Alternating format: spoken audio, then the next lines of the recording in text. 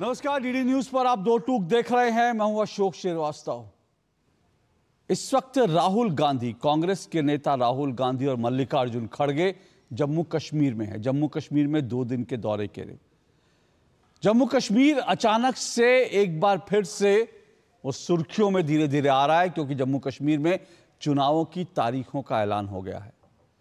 370 हटने के बाद जम्मू कश्मीर से 370 और 35 से हटने के बाद जम्मू कश्मीर में ये पहली बार विधानसभा के चुनाव होने जा रहे हैं।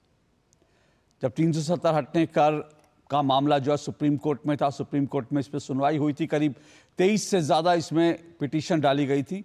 उस वक्त कोर्ट ने जम्मू कश्मीर के लिए कहा था कि जनवरी से पहले, माफ़ कीजिएगा, सितंबर से पहले वहाँ पर विधानसभा चुनाव होने चाहिए, और अब वहाँ पर चुनाव की तारीखों का ऐलान हो गया है। और राहुल गांधी और मल्लिकार्जुन खड़गे जम्मू कश्मीर में गए हैं, तो वहाँ पर साथ साथ एक गठबंधन का भी वहाँ ऐलान किया है। और ये गठबंधन जो है वो गठबंधन नेशनल कॉन्फ्रेंस के साथ कांग्रेस का गठबंधन है। दो टूक में इस पर चर्चा करेंगे, लेकिन उससे पहले राहुल गांधी की कुछ तस्वीरें जरूर देखनी चाहिए, क्योंकि राहुल गांधी एक बार फिर जब जम्मू कश्मीर में गए तो हालांकि उन्होंने शुक्रिया तो अदा नहीं किया, लेकिन मुझे लगता है कि उन्हें भारत के प्रधानमंत्री नरेंद्र मोदी का और केंद्र सरकार का शुक्रिया अदा करना चाहिए था, क्योंकि जम्मू कश्मीर से 370 हटने का राहुल गांधी ने वहां खूब आनंद उठाया। तस्वीरें देखिए, राहुल गांधी देर रात आइसक्रीम खा रहे थे। हालांकि जम्मू कश्मीर में पहले 6 बजे के बाद अंधेरा होते ही लोग निकल नहीं सकते थे, लेकिन 370 हटने के बाद जम्मू कश्मीर में जो बदलाव हुआ, जो परिवर्तन हुआ, उसके कारण राहुल गांधी ने जम्मू कश्मीर में अपनी यात्रा का खूब आनंद उठाया। वो 370 हटने का आनंद उठाने के लिए वो सीधा लाल चौक गए। वो लाल चौक जहां पर पथराव होते थे, देर रात कोई डर के मारे निकलता नहीं था, वो लाल चौक जो अलगाववादियों, आतंकवादियों का एक तरह से अड्डा बना हुआ था। तो राहुल गांधी, इसलिए वहां पर कोई नहीं जा सकता था, लेकिन राहुल गांधी गए और वहां पर देर रात आइसक्रीम खाई। राहुल गांधी लाल चौक भी गए। उस लाल चौक पे गए, जब राहुल गांधी लाल चौक पहुंचे तो वहां लाल चौक जो है तिरंगा की रोशनी से नहा रहा था। लाल चौक पर तिरंगा लगा हुआ था, तिरंगे झंडे वहां फहर रहे थे लाल चौक के आसपास। जबकि 370 हटने से पहले लाल चौक पर पाकिस्तान के झंडे होते थे, ISI के झंडे होते थे। लेकिन राहुल गांधी ने इस तरह से खूब आनंद उठाया, लुत्फ उठाया कि 370 अब वहाँ हट गया। तो राहुल गांधी और कोई भी व्यक्ति जब जाता है जम्मू कश्मीर में तो बिना खौफ के वो लाल चौक घूमता है, देर रात लाल चौक घूमता है, देर रात आइसक्रीम खाते हैं। 11 रात को 11, साढ़े 11 बजे तक वहाँ पर जो है चहलकदमी रहती है, बाजार लगे रहते हैं, सड़कों पर लोग घूमते हैं, खरीदारी करते हैं। जबकि 370 हटने से पहले 5 अगस्त 2019 से पहले जम्मू कश्मीर और खासकर कश्मीर का हालत ये था कि सूरज ढलने के बाद लोग वहां सड़कों पर नहीं निकलते थे, नेता वहां जाते नहीं थे। आज राहुल गांधी जब गए, आज और कल, तो वहां पर आइसक्रीम खा रहे थे, बाजार खुले हुए थे। और मुझे अच्छी तरह से याद है जब प्रधानमंत्री डॉक्टर मनमोहन सिंह जम्मू कश्मीर को जब ट्रेन की झंडी दिखाने के लिए वहां गए थे, क्योंकि मैं उस वक्त वहां गया था रिपोर्टिंग करने के लिए प्रधानमंत्री मनमोहन सिंह के साथ। तो जब मैं प्रधानमंत्री मनमोहन सिंह के साथ गया और जम्मू कश्मीर को पहली ट्रेन मिल रही थी, लेकिन अलगाववादियों ने, आतंकवादियों ने बंद की कॉल की थी। तो जब डॉक्टर मनमोहन सिंह रेलवे को झंडे दिखा रहे थे तो पूरा कश्मीर में सन्नाटा था, पूरा कश्मीर बंद पड़ा था, कोई सड़कों पर नहीं था, क्योंकि अलगाववादियों और आतंकवादियों ने ऑर्डर दिया था। तो ये वो पुराना कश्मीर था जहां पर प्रधानमंत्री कोई सौगात देने जाते थे तब भी कश्मीर बंद होता था, हड़ताल होती थी। और ये नया कश्मीर है, यहां राहुल गांधी देर रात भी जाते हैं और बड़े आराम से रात के अंधेरे में घूमते, आइसक्रीम खाते हैं। लेकिन अब जब राहुल गांधी ने नेशनल कॉन्फ्रेंस से समझौता किया है, कांग्रेस ने लगभग आज इस समझौते का ऐलान हो गया, हालांकि सीट शेयरिंग को लेकर बात बनेगी। तो सवाल यह है कि क्या ये गठबंधन, ये जो समझौता हुआ है, क्या ये 370 की वापसी का समझौता है? हालांकि कांग्रेस इस मामले में ढुलमुल रहती है, कांग्रेस कभी खुलकर नहीं कहती। जब 370 हटा था तब कांग्रेस उस गुपकार गठबंधन का हिस्सा थी, जो गुपकार गठबंधन बना ही इसलिए था कि 370 की वापसी होनी है। लेकिन सुप्रीम कोर्ट के बाद कांग्रेस के नेता जरूर कुछ कुछ बयान देते रहते हैं, लेकिन कांग्रेस ने स्पष्ट नहीं किया आज तक कि वो 370 हटने से खुश है या नहीं है। दूसरी तरफ नेशनल कॉन्फ्रेंस, जिसके साथ कांग्रेस का गठबंधन हुआ है, नेशनल कॉन्फ्रेंस ने साफ तौर पर कह दिया है कि वो चुनाव जीतेगी तो जम्मू कश्मीर में 370 की वापसी होगी, 370 की वापसी होगी और साथ साथ जो कैदी हैं उनकी रिहाई भी होगी। अब आप इसका मतलब समझ सकते हैं, कैदियों की रिहाई होगी, जमात इस्लामी या फिर हुर्रियत कॉन्फ्रेंस या फिर जो आतंकवादी संगठन जो हैं उनसे जुड़े जिन लोगों को जेल में फिलहाल रखा हुआ है, उनमें से किस किस को नेशनल कॉन्फ्रेंस छोड़ना चाहती है, कहना मुश्किल है। लेकिन वो कहती है कैदियों की रिहाई भी होगी और साथ साथ 370 की वापसी भी होगी। अब ऐसे में क्या कांग्रेस से सवाल नहीं किया जाना चाहिए कि राहुल गांधी जिस तरह से आइसक्रीम खाने का लुत्फ ले रहे हैं, 370 हटाने के बाद वो कश्मीर का आनंद ले रहे हैं, क्या उन्हें कश्मीर की वो आज़ादी बुरी लग रही है, अखर रही है? क्या उन्हें कश्मीरियों का खुली हवा में सांस लेना अखर रहा है? क्योंकि मैं आपको यह भी बता दूं, फारूक अब्दुल्ला नेशनल कॉन्फ्रेंस के जो वरिष्ठ नेता, उन्होंने साफ कह दिया कि कोई मिनिमम प्रोग्राम नहीं होगा। ऐसा नहीं है कि कोई हम बनाएंगे कि मिनिमम ये हमारा प्रोग्राम होगा। मिनिमम प्रोग्राम नहीं होगा। इसका मतलब कि कांग्रेस को यह तो स्पष्ट करना ही होगा कि 370 जो नेशनल कॉन्फ्रेंस का प्रमुख वादा है, उस पर आखिर कांग्रेस कहां खड़ी है। कांग्रेस खुलकर यह बताए कि क्या वो 370 की वापसी के पक्ष में है, और अगर पक्ष में नहीं है तो नेशनल कॉन्फ्रेंस से जो समझौता हुआ है उस समझौते का क्या होगा। और अगर इनकी सरकार बनती है, मिलीजुली दोनों की सरकार बनती है, अगर बनती है तो 370 के मसले पर इनका स्टैंड क्या होगा। ये तमाम सवाल आज दो टूक में हम करेंगे। इससे पहले जरा राहुल गांधी को कश्मीर में सुन लेते हैं। खड़गे जी ने तो साफ कहा है कि कश्मीर का चुनाव जीतेंगे तो पूरे भारत पर हमारा कब्जा हो जाएगा। मैं नहीं जानता कि कश्मीर का विधानसभा चुनाव जीतने के बाद भारत पर कब्जा कैसे होता है, लेकिन खड़गे जी ने कहा है पूरे भारत पर कब्जा हो जाएगा एक बार जम्मू कश्मीर का चुनाव जीत जाएंगे तो राहुल गांधी, फारूक अब्दुल्ला और साथ साथ मल्लिकार्जुन खड़गे और बीजेपी के नेताओं को सुनिए, उसके बाद आज की डिबेट को आगे बढ़ाएंगे।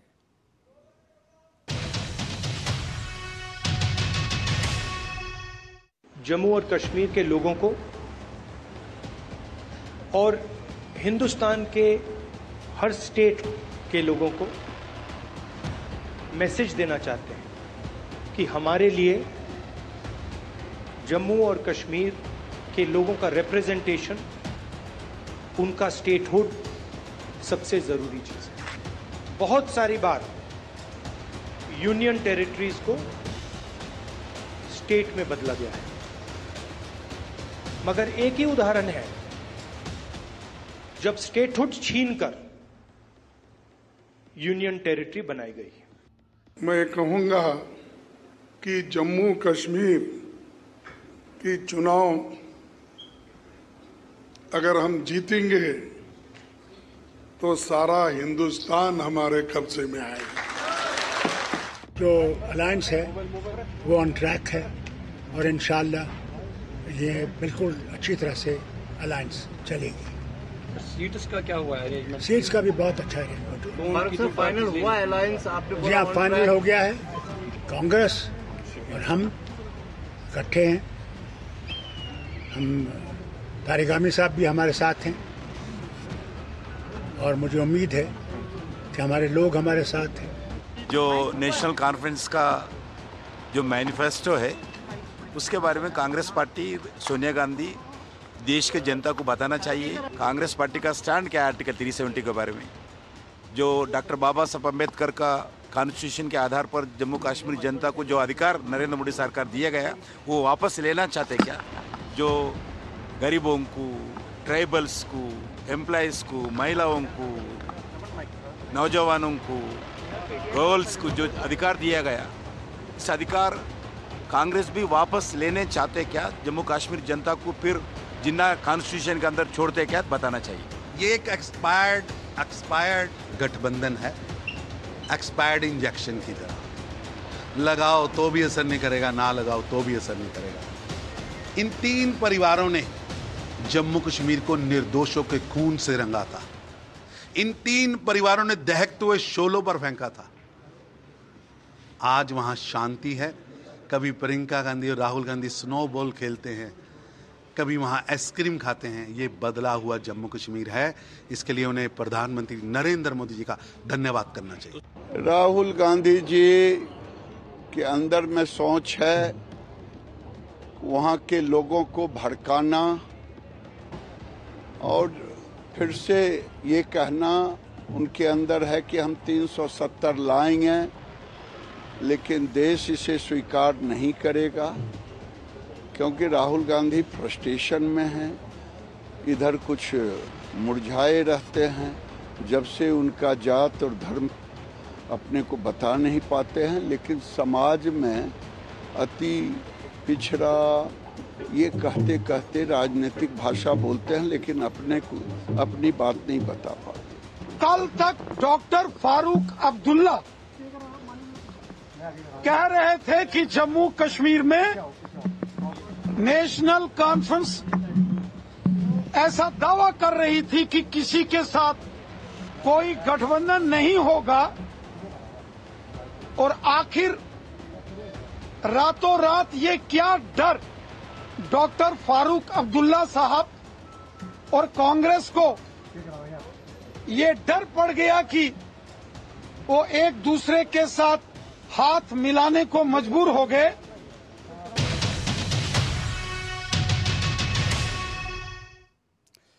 आज 5 साल बाद 370 की वापसी की कोई बात करता है तो बहुत अजीब सा लगता है, क्योंकि 2019 में 370 को हटाया गया था और सुप्रीम कोर्ट में मामला चला था और सुप्रीम कोर्ट ने 370 हटाने के फैसले को सही बताया था, संविधान सम्मत बताया था। लेकिन आज भी अगर नेशनल कॉन्फ्रेंस, पीडीपी और साथ साथ अगर कांग्रेस भी चाहती है 370 की वापसी, तो इसके मतलब समझते हैं आप? 370 की वापसी का मतलब है कि जम्मू कश्मीर को भारत और पाकिस्तान के बीच एक विवादित क्षेत्र समझना। 370 की वापसी का मतलब है कि जम्मू कश्मीर का अलग से संविधान होना। 370 की वापसी का मतलब है कि भारत का संविधान जम्मू कश्मीर में लागू ना होना। 370 की वापसी का मतलब है भारत के कानून जम्मू कश्मीर में लागू ना होना।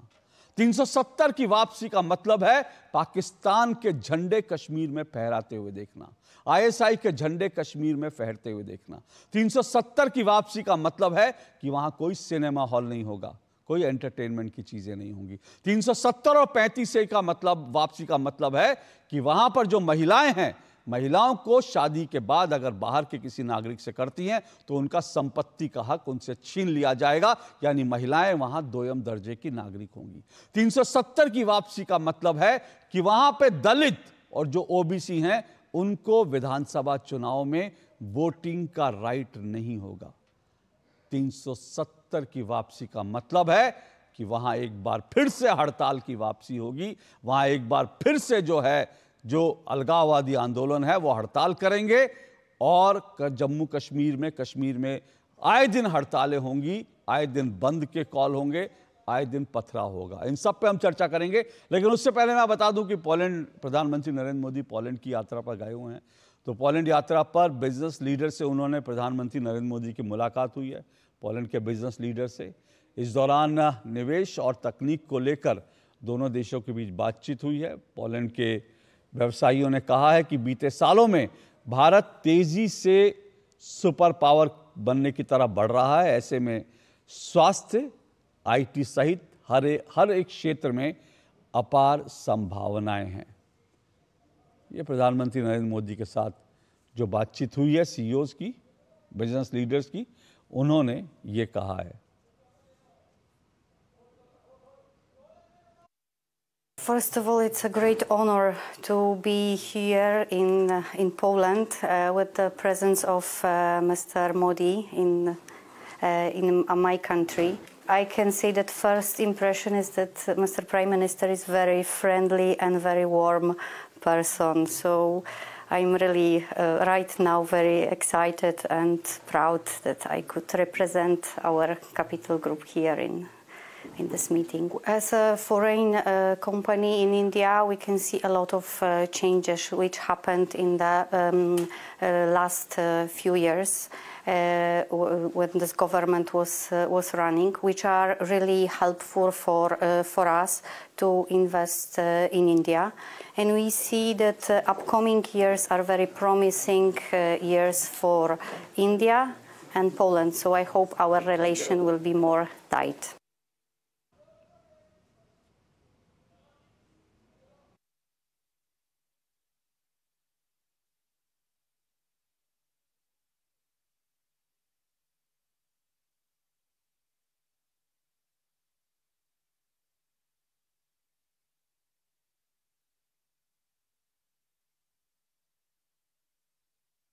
Well, first of all, I must say I'm very honored and privileged to be here. We talked about the values in leadership, trust in particular, at the pace that India is growing. So we are happy to be there to invest and take the opportunity to have such a great talent pool in India as we operate in new technology, IT industry, especially in life science and healthcare sector. So I'm more than thrilled to invest in India. We also discussed about potential investments, responsibilities, and how India is becoming one of the superpowers, top 5 and probably top 3 in foreseeable future as far as economy. So as they say, with great power comes great responsibility, and it seems that India is taking this responsibility very seriously by also influencing not only locally but in our region and effectively in the world. So I took the opportunity to express the gratitude for really becoming one of the global leaders. तो प्रधानमंत्री ने Poland में उन लोगों से भी बात की जिन्होंने भारत की संस्कृति, परंपरा और विरासत के विषय में गहन अध्ययन किया है। इन लोगों को भारतीय भाषाओं का भी ज्ञान है। तो जो लोग पोलैंड में रहते हैं लेकिन भारत की संस्कृति, भारत की भाषाओं से प्यार है, इन लोगों से मुलाकात की।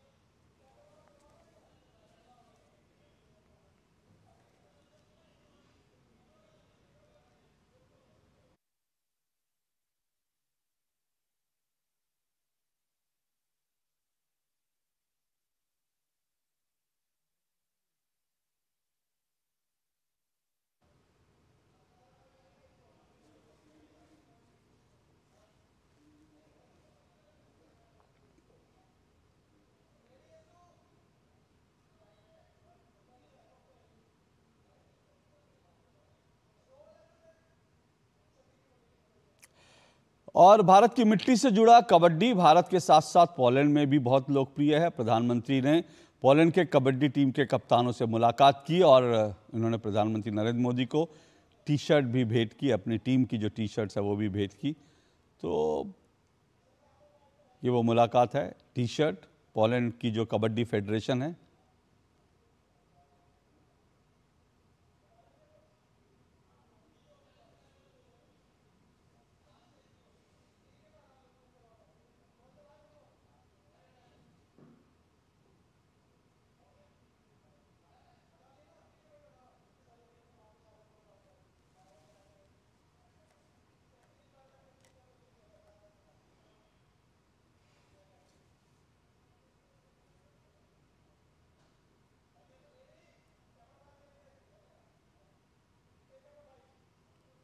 चलिए, तो प्रधानमंत्री नरेंद्र मोदी पोलैंड की यात्रा पर हैं, तो वहाँ से जो हमारे पास तुरंत जो दृश्य वहाँ से आए वो हमने आपको दिखाए। प्रधानमंत्री की यात्रा के जुड़े जो अहम कुछ अवसर थे वो हमने आपको बताया। और एक बार फिर आते हैं आज के विषय पर, दो टूक के विषय पर।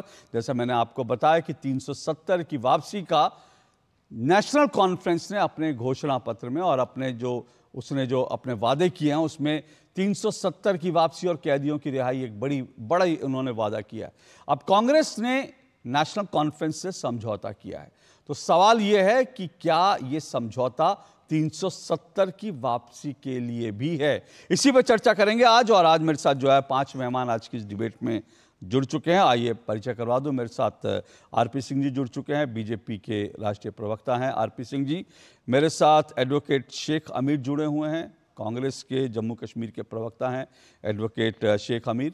मेरे साथ एडवोकेट नीलोफर मसूद जुड़ी हैं, नेशनल कॉन्फ्रेंस की वो नेता हैं, अध्यक्ष हैं बारामूला वुमेन्स विंग की नेशनल कॉन्फ्रेंस की।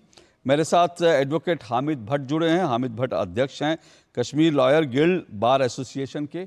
और स्टूडियो में मेरे साथ सौरभ दुबे हैं, वरिष्ठ राजनीतिक विश्लेषक हैं। आप सभी मेहमानों का बहुत बहुत शुक्रिया और स्वागत। शुरुआत मैं एडवोकेट नीलोफर मसूद आपसे करना चाहता हूं। 370 की वापसी आपका एक बड़ा मुद्दा है। आप लोगों ने कहा कि 370 की वापसी होगी अगर आपकी सरकार बनती है तो। कांग्रेस का इस पर अभी तक रुख स्पष्ट नहीं है, तो क्या इस मामले में कांग्रेस के साथ मिलकर कोई कॉमन मिनिमम प्रोग्राम बनेगा या 370 की वापसी आपका एक इंपॉर्टेंट इशू है, चुनाव से पहले भी चुनाव के बाद भी? देखिए, हर एक पार्टी का अपना मैनिफेस्टो होता है, उसी तरीके से नेशनल कॉन्फ्रेंस का भी अपना मैनिफेस्टो है और कांग्रेस का भी अपना मैनिफेस्टो है। हमने जो मैनिफेस्टो दिया उसमें हमने पहला स्थान जो दिया है वो इसको दिया है कि पॉलिटिकल स्ट्रेटेजी कैसे हम अडॉप्ट करें और क्या अडॉप्ट करें जिसको लेकर हम 370 को वापस लाएंगे। क्योंकि आपको पता है कि एक वर्डिक्ट सुप्रीम कोर्ट का हमारे खिलाफ आया हुआ है, लेकिन पॉलिटिकली जो एक जद्दोजहद की जरूरत है वो जद्दोजहद नेशनल कॉन्फ्रेंस जारी रखेगी। अभी जो आप कॉमन मिनिमम प्रोग्राम की बात कर रहे हैं उसमें क्या टर्म्स एंड कंडीशन रहेंगी, थोड़ा सा उसका इंतजार करना पड़ेगा। शायद कल तक वो हम सबके सामने आ जाएगा। तो किन किन चीजों को इस कॉमन मिनिमम प्रोग्राम में रखा गया है वो सब चीजें हमारे सामने आ जाएंगी। जिस तरीके से नीलोफर जी आपने जैसा खुद का सुप्रीम कोर्ट का फैसला जो है आप लोगों के हक में नहीं आया, तो आप उस फैसले से संतुष्ट नहीं, आप उस फैसले को आखिरी फैसला नहीं मानती? क्योंकि देश में तो सुप्रीम कोर्ट का फैसला ही आखिरी फैसला माना जाता है।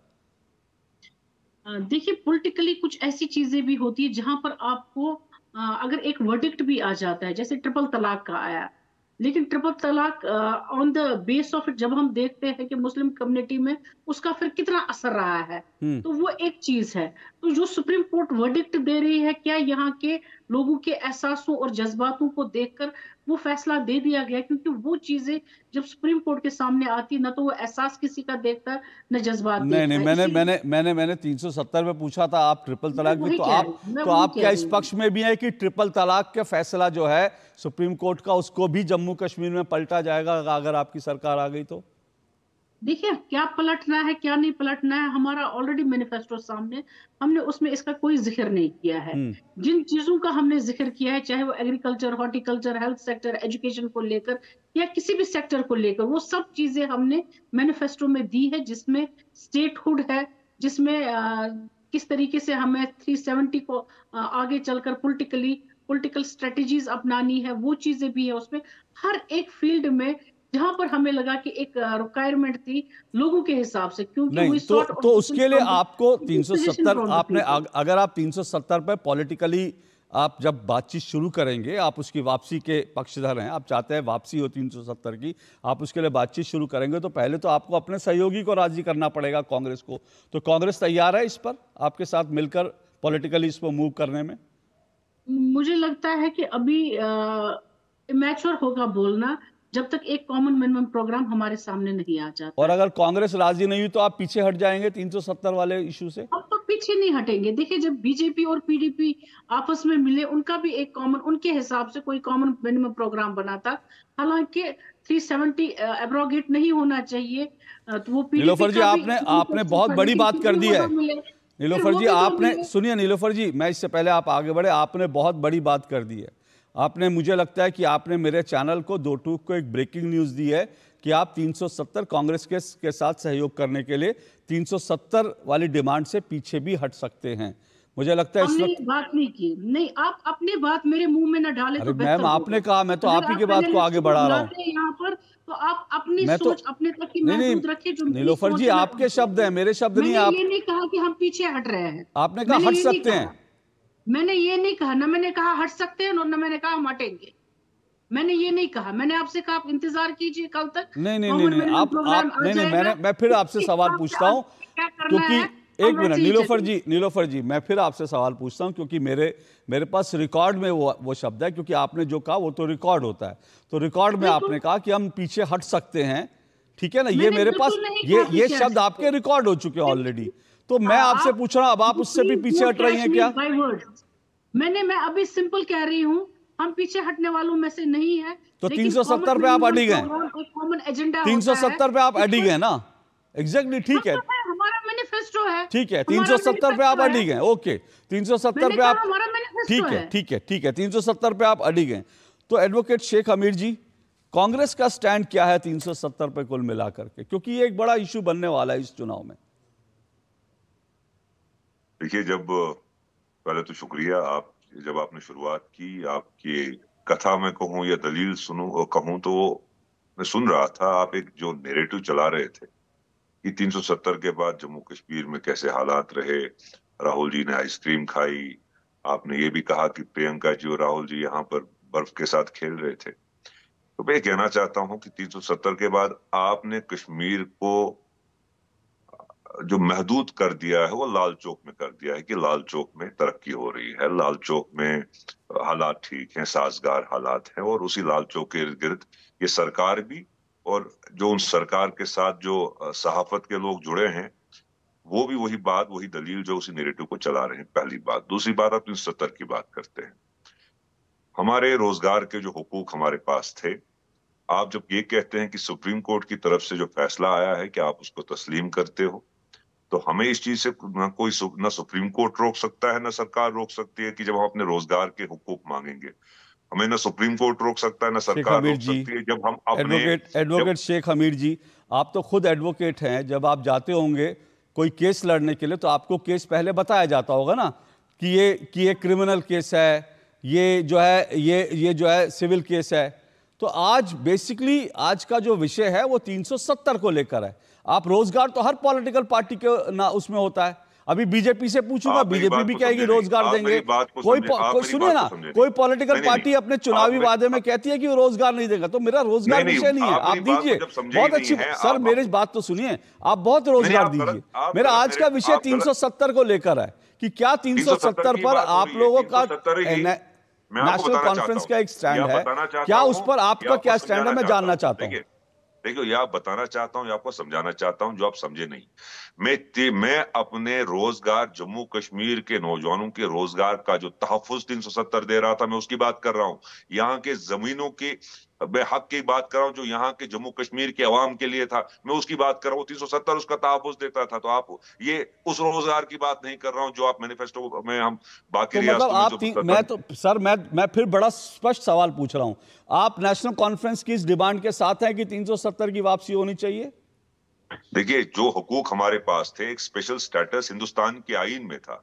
ये स्पेशल स्टेटस किसी और, जो आप अभी बताने की कोशिश कर रहे थे कि अलगाववाद इससे था, इससे हिंदुस्तान से, हम इस मुल्क से डिसइंटीग्रेट हो रहे थे, इसमें आतंकवाद था। आतंकवाद तो वही है, कश्मीर में नहीं, अब जम्मू में बढ़ गया है, कश्मीर में कम हो गया है, रजौरी में है, पुंछ में है, डोडा में है, जम्मू में, कठुआ में अटैक्स हो रहे हैं। उसको आप नजरअंदाज करते हो। एडवोकेट साहब, मैं फिर तीसरी चौथी बार पूछ रहा हूं, बड़ा स्पष्ट बताइए ना कि 370 की वापसी के पक्ष में कांग्रेस है या नहीं है? मैं बड़ा सीधा सवाल पूछ रहा हूं, कोई घुमा फिरा के नहीं पूछ रहा हूं। जब आप ये कह रहे हैं कि 370 पर सुप्रीम कोर्ट का फैसला आया है, मैं तो ये कह रहा हूं 470 में हमें वो हुकूक दे दीजिए, हमें कोई दिक्कत नहीं है। बस हम तो अपने हुकूक, जो हमारे स्पेशल स्टेटस हमारे पास था, वो तो हम मांग रहे हैं। स्पेशल स्टेटस, मगर स्पेशल स्टेटस कौन सा जो 370 में था? यहाँ की आवाम जो है अपने हुकूक को स्पेशल स्टेटस जो 370 में था,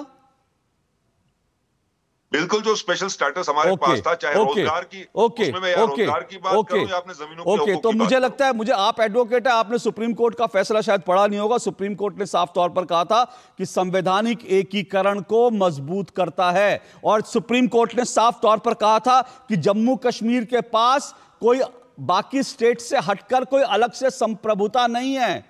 ये सुप्रीम कोर्ट का फैसला था, और आप एडवोकेट होकर कह रहे हो, आप एडवोकेट होकर, नहीं, आप एडवोकेट होकर कह रहे हो कि आपको आपके हकूक, जगह हकूक की बात क्या होती है? एक हकूक होता है कि आपको पूर्ण राज्य का दर्जा, ठीक है, वो समझ में आता है कि आप पूर्ण राज्य का दर्जा। मैं स्पेशली 370 को पूछ रहा हूं, और आप अगर 370 की भी वापसी की बात कर रहे हैं तो बहुत अच्छी बात है। मेरे कार्यक्रम में क्लैरिटी आ गई। कांग्रेस ने अब तक तो क्लैरिटी दी नहीं, क्योंकि कांग्रेस 5 अगस्त को जब पाकिस्तान मनाता है ब्लैक डे, उसी तरह से कांग्रेस भी 5 अगस्त को हर साल ब्लैक डे के रूप में मनाती है। उधर पाकिस्तान मनाता है ब्लैक डे, इधर कांग्रेस मनाती है ब्लैक डे। तो बहुत अच्छी बात है, आप 5 अगस्त को ब्लैक डे मनाइए और आप 370 की वापसी की बात करिए, मुझे कोई एतराज नहीं है। मैं तो चाहता हूं जम्मू कश्मीर की आवाम को और देश की आवाम को यह क्लैरिटी हो कि भाई आप लोग 370 की वापसी चाहते हैं, आप नेशनल कॉन्फ्रेंस के साथ खड़े हैं, आप लोग स्पष्ट रूप से कहेंगे मुझे कोई दिक्कत नहीं है, बहुत अच्छी बात है। तो आरपी सिंह जी, जो एडवोकेट शेख अमीर कह रहे हैं, उनकी बात का मतलब यही है कि जम्मू कश्मीर में कांग्रेस 370 की वापसी के पक्ष में है। इसमें क्या शक है कि कांग्रेस ने 370 जब हटाई गई उसका विरोध किया था। राहुल गांधी का 6 अगस्त का बयान याद कर लीजिए, उन्होंने कहा था 370 हटा दी, कतरो गैरत हो रही है, खून खराबा हो रहा है, सड़कों पे खून बह रहा है, ये उनका बयान था। ये याद कर लीजिए, देख लीजिए। और वही बयान कोट किया था इमरान खान ने यूएनओ में जाकर, वही बयान, एग्जैक्टली बयान।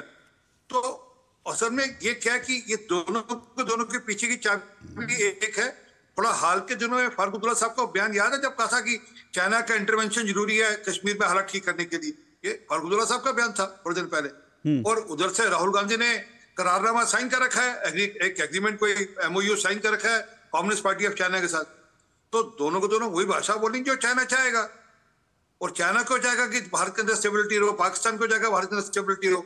और जरा इनसे ये भी पूछ लीजिए, जो थोड़े दिन पहले अभी पिछले हफ्ते फारूक अब्दुल्ला साहब ने देशद्रोही वाला जो बयान दिया था, इसमें कहा था कि भारत की सेना इंक्लूजन है आतंकवादियों के साथ, तभी इतने आतंकवादी देश के अंदर आ रहे हैं। तो उस पर भी जरा स्पष्टता कर दें कि क्या भारत की सेना इंक्लूजन है।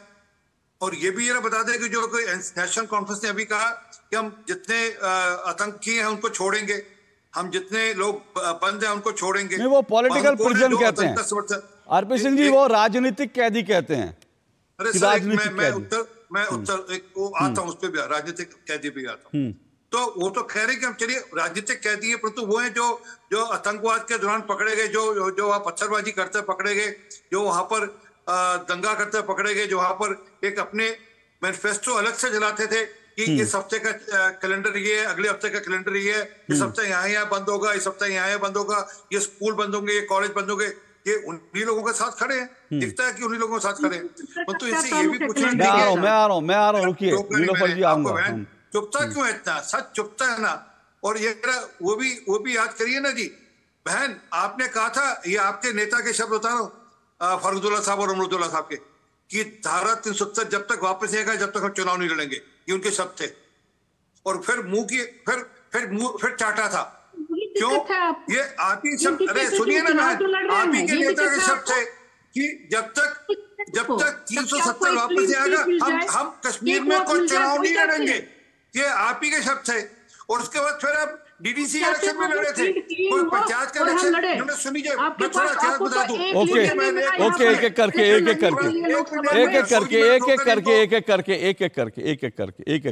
लोग पंचायत का इलेक्शन लड़े, मुंह की खानी पड़ी इनको पंचायत के इलेक्शन में। टुकड़ा साफ हो गया, इनको देखने लगा कि पंचायत इलेक्शन में जमीनी नेता ऐसे पंच आ गए जो इनके मतलब के नहीं थे।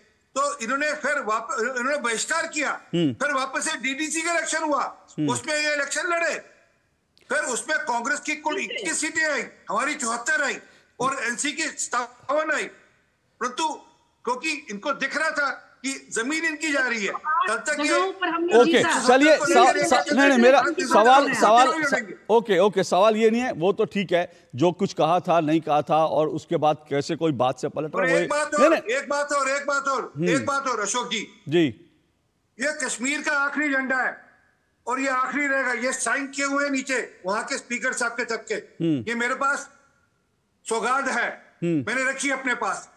ये कश्मीर का आखिरी झंडा है क्योंकि इन्होंने मेरे को तिरंगा लहराने के लिए 4 घंटे मुंशीराम बाग थाने में पीटा था जानवर की तरह, इसलिए मैंने मंगवाया था। और आज वहां पे हर घर में तिरंगा लहराता है, हर घर में तिरंगा लहराता है। और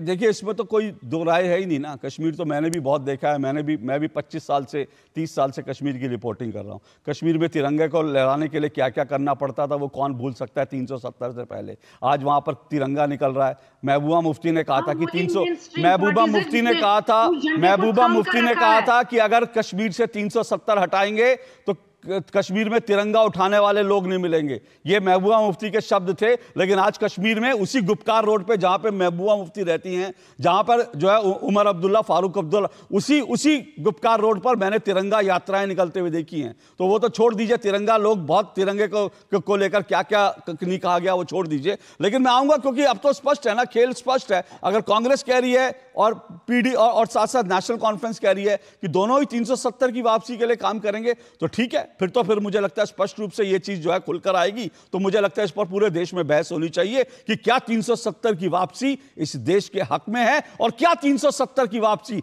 उस संविधान की भावना के खिलाफ नहीं है जिस संविधान को राहुल गांधी लेकर घूम रहे हैं। आप संविधान को नहीं मानेंगे, सुप्रीम कोर्ट के आदेश को नहीं मानेंगे और उसके बाद संविधान की दुहाई भी देंगे, तो ये डबल स्टैंडर्ड तो चल नहीं सकता। आऊंगा इस छोटे से ब्रेक के बाद। अरे क्या हो गया, पूरा का पूरा गांव यहाँ आ गया। भैया इसी हाथ से चारा खिलाते हो, तभी तो आपके गाय भैंसों की ब्याज सबसे ज्यादा है। पगले ये चमत्कार इस हाथ का नहीं, हाथ में जो कपिला पशु आहार है उसका है, जो पशुओं की सेहत अच्छी रखता है और ब्याज भी बढ़ाता है। कपिला देश का नंबर 1 पशु आहार। बात जब पीढ़ियों के लिए बनने वाले घर की हो तो जिम्मेदारी बड़ी हो जाती है। गैलेंट समझता है ये जिम्मेदारी। अब डबल एम रिब्स के साथ गैलेंट एडवांस TMT रीबार, निर्माण का रियल हीरो। सर आप बहुत लकी हैं कि आपके बेटे ने हेल्थ इंश्योरेंस और बाकी सारी फॉर्मेलिटीज टाइम से पूरी कर दी है। मेरा बेटा? तो फिर आप? पॉलिसी बाजार। क्लेम के टाइम पे हमेशा आपकी हेल्प को तैयार। पॉलिसी बाजार, 1 करोड़ का हेल्थ इंश्योरेंस सिर्फ 390 रुपए महीने से शुरू। जल्दी टिफिन पैक करो। राजू मोबाइल छोड़ो। अरे दीदी वो बैंक का नंबर चाहिए, रिफंड ही नहीं आया। मिल गया। अब भी कॉल करता हूँ दीदी। बिना नंबर जांचे? हाँ? अक्सर जालसाज बैंक की नकली वेबसाइट और फर्जी नंबर से पैसों की धोखाधड़ी करते हैं। तो फिर सही नंबर? बैंक की ऑफिशियल वेबसाइट या तो कार्ड। आपने तो बचा लिया दीदी। काम से नहीं। RBI कहता है सही वित्तीय बर्ताव करे आपका बचाव। शादी का किचन महके जहाँ, गोल्डी किचन किंग मसाले हो वहाँ। गोल्डी लाई है फ्रेश लॉक टेक्नोलॉजी जो रखे मसालों को हर समय फ्रेश। दो टूक आप देख रहे हैं और दो टूक में आज हम जम्मू कश्मीर की बात कर रहे हैं क्योंकि राहुल गांधी और मल्लिकार्जुन खड़गे जम्मू कश्मीर के 2 दिन के दौरे पर हैं और साथ साथ वहां पर नेशनल कॉन्फ्रेंस के साथ समझौता लगभग हो गया है। सिर्फ सीट शेयरिंग का ऐलान होना बाकी है। जब ये समझौता हुआ है तो सवाल ये उठता है कि क्या ये समझौता सिर्फ चुनाव के लिए सीट शेयरिंग का समझौता है या फिर 370 की वापसी को लेकर भी कोई समझौता है, क्योंकि नेशनल कॉन्फ्रेंस ने साफ तौर पर कहा है कि वो 370 की वापसी के लिए काम करेगी। कांग्रेस ढुलमुल रहती है, लेकिन मेरी इस डिबेट में तो कांग्रेस के प्रवक्ता जो हैं उन्होंने लगभग संकेत दे दिया कि 370 की वापसी जो है एक जो पहले हकूक थे उन्होंने कहा, और पहले हकूक क्या थे, वो 370 था जो जम्मू कश्मीर को एक विशेष दर्जा देता था। हालांकि सुप्रीम कोर्ट ने कहा था कि संविधान के तहत जम्मू कश्मीर का कोई विशेष दर्जा नहीं है, जैसे अन्य राज्य हैं वैसे ही जम्मू कश्मीर भी है। लेकिन अगर सुप्रीम कोर्ट के आदेश के बाद भी कोई ये चाहता है कि जम्मू कश्मीर को विशेष दर्जा हो, जम्मू कश्मीर भारत और पाकिस्तान के बीच एक विवादित क्षेत्र रहे, तो मंशा समझी जा सकती है। इसी सब पर हम चर्चा कर रहे हैं। मेरे साथ 5 मेहमान जुड़े हैं। शेख हमीद जुड़े हुए हैं, कांग्रेस के जम्मू कश्मीर के प्रवक्ता हैं। मेरे साथ आरपी सिंह जी जुड़े हुए हैं, बीजेपी के राष्ट्रीय प्रवक्ता हैं। मेरे साथ एडवोकेट हामिद भट्ट जुड़े हुए हैं, वहाँ के लॉयर हैं। और सौरभ दुबे मेरे साथ जुड़े हुए हैं, राजनीतिक विश्लेषक हैं। और अभी नीलोफर भी जुड़ी हुई हैं मेरे साथ, थोड़ी देर में वापस आएंगे शायद एडवोकेट नीलोफर मसूद नेशनल कॉन्फ्रेंस की। लेकिन मैं एक चीज़, इससे पहले कि मैं आगे बढ़ूं, मैं भट्ट साहब आपके पास आ रहा हूं, हामिद भट्ट जी, लेकिन उससे पहले मैं एक बात, थोड़ा सा मेरा रेडियो और मैं चला देता हूं थोड़ा सा। शेख हमीद साहब, एक छोटा सा मैं रेडियो अपना ऑन कर देता हूं। वो मेरा रेडियो ये है कि जैसे आपने शुरू में कहा ना कि भाई आप जम्मू कश्मीर को लाल चौक, बिल्कुल नहीं, लाल चौक तो राहुल गांधी गए थे इसलिए मैंने जिक्र किया, नहीं तो लाल चौक की बात छोड़ दीजिए, लाल चौक तो एक छोटा सा इलाका है। मैंने 370 हटने के बाद 1 साल बाद जब मैं गया तो मैंने शोपियां के अंदर पहली बार एक गांव में पहली बार सड़क बनते देखी। गांव के लोग कह रहे थे हमने आज तक यहां पर ना हमने रोड रोलर नहीं देखा था। गांव के लोग कह रहे थे, अगर आपको शक हो तो आप यूट्यूब पे जाइएगा, मेरी वो रिपोर्ट अभी भी है। पहली बार 70 साल में 370 हटने के बाद पहली बार वहां पे मैंने रोड बनती देखी दूर दराज के शोपियां में। और ये भी मत भूलिए कि हर साल जो डेटा है, हर साल 2000 पत्थरबाजी की घटनाएं होती थी। 2000 एवरेज पत्थरबाजी की घटनाएं जम्मू कश्मीर में होती थी। आज वहां पर पत्थरबाजी की घटनाएं लगभग शून्य हैं। हर साल वहां 52 स्ट्राइक होती थी। हुर्रियत जब चाहता था स्ट्राइक कॉल करता था, कश्मीर बंद हो जाता। हर साल 52 घटनाएं होती थी। आज वहां पर बंद का कॉल नहीं होता। और इसीलिए राहुल गांधी, अगर कोई 370 से पहले की स्थिति होती तो राहुल गांधी आइसक्रीम नहीं खा सकते थे, क्योंकि वहां बंद का ऐलान होता राहुल गांधी के जाने पर। जब प्रधानमंत्री के जाने पर बंद का ऐलान है, मैंने बताया कि मैंने मनमोहन सिंह के साथ खुद देखा वहां पर बंद का ऐलान। तो ये सब चीजें हैं जो ग्राउंड रियलिटी है। लेकिन हामिद भट्ट जी, मैं आपसे जानना चाहता हूं, अब जबकि स्पष्ट है कि भाई ये लगभग वहां की जो तीन इंपॉर्टेंट पार्टियां हैं वो 370 की वापसी की बात कर रही हैं, कैसे इसको देखते हैं आप म्यूट पर हैं सर, आप म्यूट पर हैं। अशोक जी, आपका बहुत बहुत शुक्रिया, आपने आज फिर से मुझे एक बार मौका दिया। अशोक जी, मैं कुछ साल पीछे अगर जाऊं, 2018 की बात है, जब नेशनल कॉन्फ्रेंस और पीपल्स डेमोक्रेटिक पार्टी और कांग्रेस जो है, इन्होंने कहा कि हमें कोई किसी भी चुनाव में, आगे जितने भी चुनाव होंगे, जब तक हमें 370 की बहाली नहीं होगी हम कोई पार्टिसिपेशन नहीं करेंगे। पहली बार जब पंचायत का इलेक्शन हुआ यहाँ पे, तो इन्होंने उस टाइम पे बढ़ चढ़ कर मतलब ना मीडिया के ऊपर दिखा दिया कि नहीं जी, हम लोग इस चीज के साथ नहीं हैं। उसके बाद जब डीडीसी के चुनाव आए, डीडीसी के चुनाव में इन्होंने अपने कैंडिडेट्स को फील्ड करा, उनको मैदान में उतारा। उसके बाद अब बिगुल जो ही असेंबली का बजा, तो यहाँ के जो लोकल लीडर्स हैं हुकूमत बनाने के लिए दिल्ली चले गए।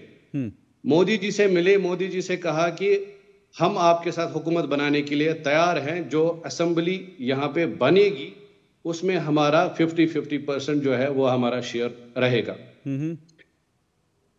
जितना मैं नेशनल कॉन्फ्रेंस के बारे में जानता हूं, शेख अब्दुल्ला साहब ने असेंबली में कहा था कि धारा 370 कोई कुरानी आयत नहीं है जिसको एब्रोगेट नहीं किया जा सकता। यही लोग आज, इनके पास क्योंकि मैनिफेस्टो नहीं है, क्योंकि इनकी जो काले करतूत है वो लोगों के सामने आ चुके हैं। लोगों को पता है नेशनल कॉन्फ्रेंस ने पिछले 70 सालों में क्या यहाँ पे किया। लोगों को पता है कांग्रेस ने यहाँ पे क्या किया। लोगों को पता है पीपल्स डेमोक्रेटिक पार्टी ने यहाँ पे यहाँ के यूथ के साथ कितना इस्तेसाल किया। मेरा ये कहना है कि जो शेख अब्दुल्ला साहब ने, उन्होंने जब बिल जो है रिगार्डिंग एब्रोगेशन ऑफ आर्टिकल 370 जो है पेश करी और कहा कि ये कोई कुरानी वर्स नहीं है जिसको हटाया नहीं जा सकता है। मेरा मानना है इसको हटाओ। एक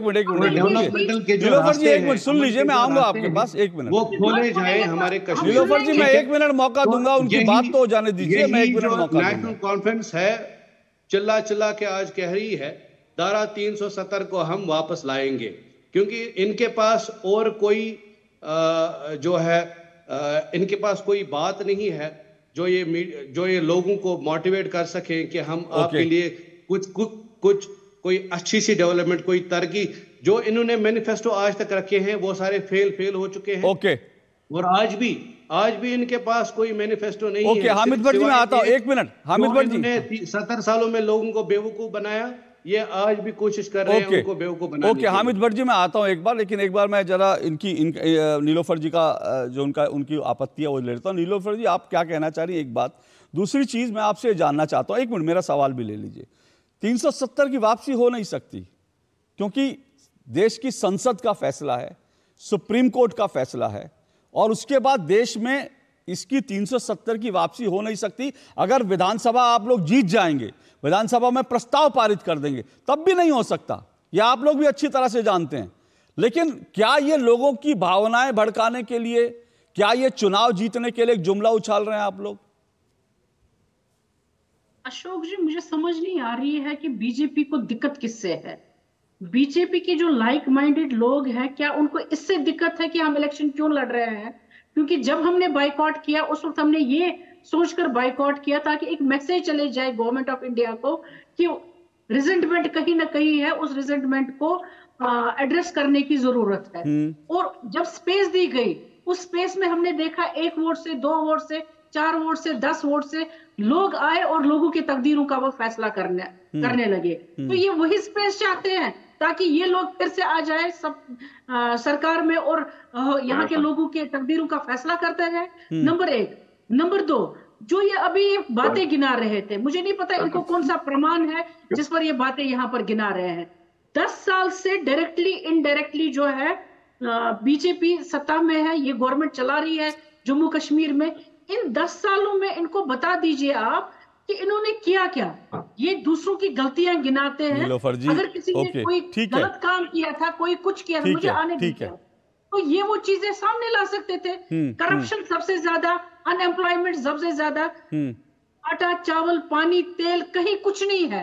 वो बेसिक चीजें हैं जो एक नीलोफर जी सुनिए, नीलोफर जी सुनिए, एक मिनट मेरा एक सवाल सुनिए, मेरी एक बात सुनिए। देखिए आटा चावल चीनी इन सब पर जो है ना, जैसी चुनाव आएगा हम डिबेट शुरू करेंगे। आपको मैं बुलाऊंगा, आप बिल्कुल आप 10 साल का हिसाब पूछिए, कोई दिक्कत नहीं है मुझे। मैं आज सबसे एक सवाल पूछ रहा हूं कि 370 की वापसी, इस पर आप लोगों का रुख क्या है? और मैं आपसे फिर दोबारा सवाल मेरा रिपीट कर रहा हूं, मेरा सवाल सुनिए। मैंने सवाल क्या पूछा? मैंने सिंपल सवाल पूछा कि क्या आप लोग 370 की वापसी नहीं करा सकते? फिर क्या ये लोगों की भावनाएं भड़काने के लिए, वोट बटोरने के लिए? मैं 1 मिनट फिर रोक रहा हूं आपको। मुझे पोलैंड से 1 मिनट रुकिए। पोलैंड से मेरे पास कुछ दृश्य आ रहे हैं, प्रधानमंत्री वहां, एक बार फिर मैं रोक रहा हूं। और पोलैंड की राजधानी वार्सा से प्रधानमंत्री नरेंद्र मोदी रवाना हो रहे हैं, रवाना हो चुके हैं, हो रहे हैं वहां से। और वार्सा से वो सीधा यूक्रेन जाएंगे। और ये प्रधानमंत्री नरेंद्र मोदी के वहाँ से यूक्रेन की 2 दिन की, माफ़ कीजिएगा, पोलैंड की 2 दिन की यात्रा ख़त्म करने के बाद वहाँ से जब प्रधानमंत्री निकले, ये उस वक्त के दृश्य हैं। 2 दिन की यात्रा प्रधानमंत्री की, उसका अंत हुआ और अब यहाँ से वो यूक्रेन जा रहे हैं। और प्रधानमंत्री नरेंद्र मोदी पहले ही कह चुके हैं कि ये वक्त जो है, ये दुनिया के लिए वक्त युद्ध का नहीं है। और आप जानते हैं कि रूस और यूक्रेन में युद्ध चल रहा है इस वक्त। ऐसे में प्रधानमंत्री नरेंद्र मोदी की यूक्रेन यात्रा बेहद अहम हो जाती है। वहाँ प्रधानमंत्री क्या संदेश देंगे, क्या कुछ बातचीत करेंगे यूक्रेन के राष्ट्रपति से, इस सब पर हमारी नज़र बनी रहेगी।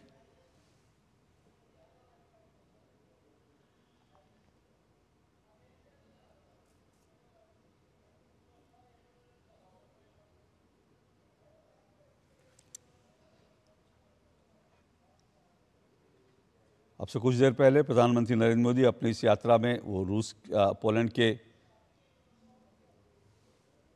सभी महत्वपूर्ण जो लोग हैं उनसे मिले थे। प्रधानमंत्री नरेंद्र मोदी वहाँ पे भारतवंशियों के बीच भी गए और इसके अलावा अब से कुछ देर पहले उन्होंने वहाँ के जो प्रमुख व्यवसायी हैं उनके साथ भी प्रधानमंत्री नरेंद्र मोदी ने मुलाकात की। और अब यहाँ से प्रधानमंत्री नरेंद्र मोदी रवाना हो रहे हैं यूक्रेन के लिए।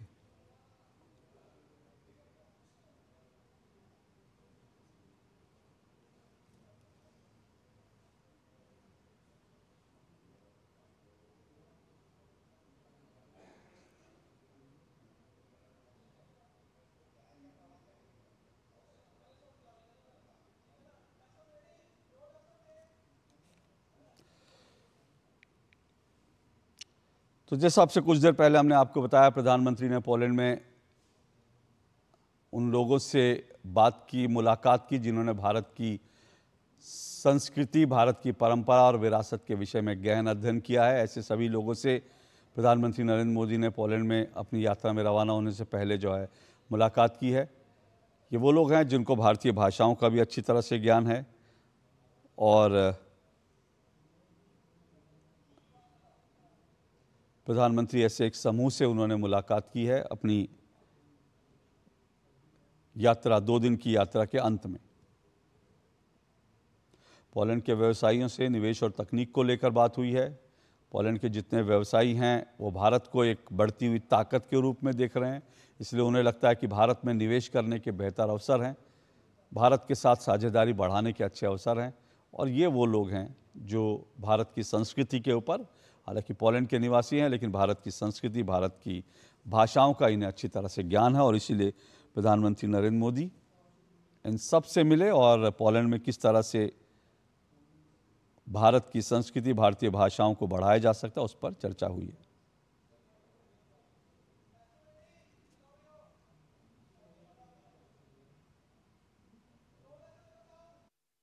हम बहुत ही खुश हैं कि 40 वर्ष के से ज़्यादा के बाद फिर भारत के प्रधानमंत्री आ गए और वही प्रधानमंत्री जिन्होंने उदाहरण के लिए अंतर्राष्ट्रीय योग दिवस का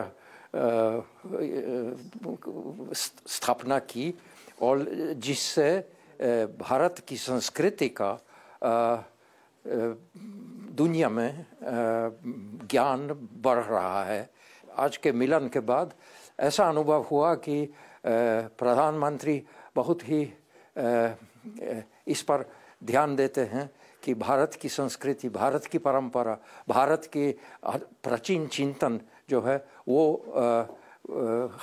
हमारे विश्व में बढ़ जाए और हमसे उन्होंने ये कहा कि हम इस सेवा में हमको करना कोशिश करना है कि लोग ज़्यादा जान लें, ना सिर्फ पॉलिटिक्स बल्कि वह यही सांस्कृतिक पक्ष जो अंतर्राष्ट्रीय संबंधों में है। ये इस पर हमने प्रधानमंत्री ने ध्यान दिया और हमसे आखिर में हमसे कहा कि आप कोशिश कीजिए कि भारतीय परंपरा, भारतीय ज्ञान और चिंतन लोग जान लें, समझ लें अच्छी तरह से। ये तथाकथित इंडोलॉजिस्ट का कर्तव्य है।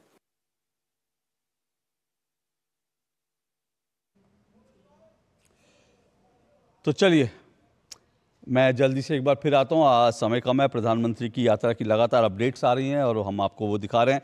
लेकिन जल्दी से नीलोफर मसूद जी, मैं फिर आपसे सवाल रिपीट कर देता हूँ। मेरा आपसे सवाल था कि क्या आप इसको ला नहीं सकते ना वापसी, किसी भी तरह से नहीं ला सकते, तो फिर आप क्या सिर्फ ये चुनावी वादा है आपका?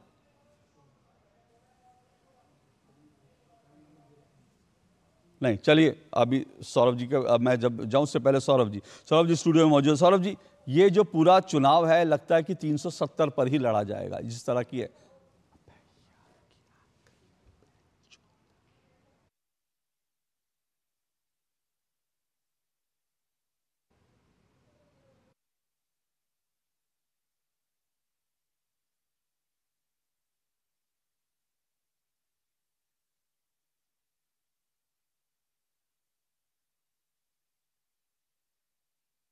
I felt a huge positive energy from him. He was very proud that he was the person who was responsible for building the stadium in Ahmedabad because he is from Gujarat. And in this stadium I played during the World Cup in 2016 in Ahmedabad. So I think having a person like Prime Minister, like Modi, in this position, I think is a great opportunity to make India stronger in every sport. India should try for the Olympic Games in 2036, and of course I hope that Kabaddi will be in this Olympics. He was really proud that we introduced Kabaddi to Europe, and I think he has a great wisdom regarding Kabaddi and the philosophy that stands behind this. So he was really happy that we introduced not only sport as a sport, but also the philosophy to children and to youngsters and to adult people, just to create leagues and promote Kabaddi as a sport for everyone. चलिए, मेरे मेहमानों को तो मैं शुक्रिया बोल दूं, लेकिन उससे पहले सौरभ, आखिरी आप समय नहीं है, लेकिन देखिए मैं बस 2 मिनट में बात करूंगा। देखिए 370 आप कह रहे हैं चुनाव लड़ा जाएगा, 370 मतलब एक फिर भ्रम का भूत खड़ा करने की तैयारी है कांग्रेस की और नेशनल कॉन्फ्रेंस के मिलकर के। 370 आखिर क्या था? एक वंशवादियों और आतंकवादियों के लिए एक रक्षा कवच बना हुआ था, और इस रक्षा कवच को जो है वो मिनटों में खत्म कर दिया प्रधानमंत्री नरेंद्र मोदी जी ने। जिसको लोग कहते थे कि भैया 35 से हटाओगे तो भूचाल आ जाएगा, 370 तो बहुत दूर की बात है, लेकिन ऐसे चुटकी बजा करके प्रधानमंत्री नरेंद्र मोदी ने जो जनता के हित में है, कश्मीर के कश्मीरियत के हित में एक निर्णय वो लिया। अब सबसे पहली बात, 370 के पहले क्या था कश्मीर में? 370 के पहले कश्मीर में आतंकवाद था, भ्रष्टाचार था और गरीबी थी। 370 के बाद क्या हुआ मैं फटाफट से बता देता हूं। वहां पर 370 के बाद जो है 1 लाख से अधिक युवाओं को रोजगार मुखी कौशल विकास का प्रशिक्षण दिया गया, 50 नए कॉलेज खोलने की योजना बनाई गई, मौजूदा कॉलेजों में 25,000 सीटें बढ़ाई गई, लाखों विद्यार्थियों को जो है वो विभिन्न छात्रवृत्तियां दी गई, 35,000 से अधिक स्कूल शिक्षकों को नियमित किया गया, निर्माण मजदूरों, पिट्ठू वालों, रेहड़ी पटरी वालों के लिए 500 करोड़ रुपए से अधिक का आवंटन किया गया, आयुष्मान भारत स्वास्थ्य योजना से 30 लाख से अधिक लोगों को लाभ दिया गया, और साथ ही साथ प्रधानमंत्री जन विकास कार्यक्रम के तहत लगभग 1500 करोड़ रुपए की बुनियादी संरचना विकसित की गई। यह 370 के बाद का लाभ जो कश्मीरी और कश्मीर को मिल रहा है, कश्मीरियों को मिल रहा है, ये तो वो स्पष्ट रूप से जनता तय करेगी कि हमको 370 के पहले क्या मिल रहा था। और मैं सबसे बड़ी बात पूछना चाहता हूं कि 370 आप कैसे हटाओगे? संविधान की हत्या करके, संविधान की हत्या करके, क्योंकि आपने खुद कहा जो लोकसभा से पास हो गया, राज्यसभा से पास हो गया, संसद से पास हो गया, सुप्रीम कोर्ट ने जिसने निर्णय ले दिया, तो आप उनके निर्णय को पलटोगे। फिर आप क्यों कहते हो कि संविधान की जो है हत्या वो भारतीय जनता पार्टी कर रही है? आप साफ साफ लिखो कि ये जो कांग्रेस का मैनिफेस्टो है या उनके साथ गठबंधन में जो एनसी का मैनिफेस्टो है वो ये कह रहा है कि हम देश विरोधी कार्य करने जा रहे हैं, हम संविधान के खिलाफ काम करने जा रहे हैं, और ये उसी का मैनिफेस्टो आप लेकर के आ रहे हो। भाई जिस प्रकार से कश्मीर के अंदर लगातार आतंकवादी घटनाएं हो रही थी, हाथों में पत्थर लेकर के बच्चों को दिए जा रहे थे फेंकने के लिए, शरारत के जो कराई जा रही थी, आज उसके उन्हीं के हाथों में रोजगार दिया जा रहा है, उन्हीं के हाथों में किताबें दी जा रही हैं। तो इसका लाभ अगर कश्मीरी लोगों को मिल रहा है तो इनके पेट में दर्द हो रहा है। ये वही लोग हैं जो वंशवाद के थे, एक वंश जो है वो पूरे दिल्ली में, पूरे भारत में शासन किया, जो आर्थिक रूप से, सामाजिक रूप से, शैक्षणिक रूप से भारत को कमजोर करने का काम किया। और दूसरी तरफ कश्मीर में एक परिवार है जो वहां पर लगातार एक परिवार जो है वो कश्मीर में जो भी फंड यहां से जाता था, पहले तो आधा उनके खाते में जाता था, फिर उसके बाद उनकी पार्टी में जाता था, कश्मीर के लोगों को फंड गया ही नहीं। और यही कारण है कि उनके घर जो अमेरिका में है, लंदन में है। तो ये बहुत महत्वपूर्ण कारण था। आज समय नहीं था, लेकिन ये नहीं भूलना चाहिए हमें कि 370 था जब तक भारत की जो ऑडिट जो एजेंसियां हैं वो जम्मू कश्मीर में जो पैसा जाता था उसको ऑडिट नहीं कर सकती थी। और इंटरेस्टिंग बात यही है कि जो लोग संविधान की कॉपियां लेकर घूमते हैं उन्हें 370 की वापसी के नारे पर कोई जो है उनका विरोध नहीं है, उनको कुछ गलत नहीं लगता। उनको यह भी गलत नहीं लगता कि दलितों और ओबीसीज को जम्मू कश्मीर में विधानसभा के लिए वोट डालने की परमिशन नहीं थी जब तक 370 था। ये 370 था, लेकिन इस 370 से इतना प्यार इसलिए है क्योंकि वो आपको विशेष ताकत देता है। वो अलगाववादियों, आतंकवादियों को जम्मू कश्मीर में गड़बड़ी करने की ताकत देता है। और आप किन के साथ खड़े हैं ये आपको तय करना है। आज के लिए इतना ही, कल आपसे मुलाकात होगी। नमस्कार।